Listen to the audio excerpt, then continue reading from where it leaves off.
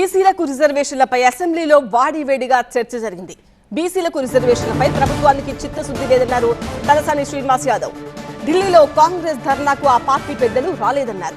రాహుల్ సహా ముఖ్య నేతలు ధర్నాకు రాలేదంటూ విమర్శించారు. ఇది 9th షెడ్యూల్ అయితే తప్ప ఇది మనం తీర్మానం చేసి పంపించినంత మాత్రాన కాదు అంటే హరీబరీగా డిపార్ట్మెంట్ని పక్కన పెట్టి మా బీసీ కమిషన్ని పక్కన పెట్టి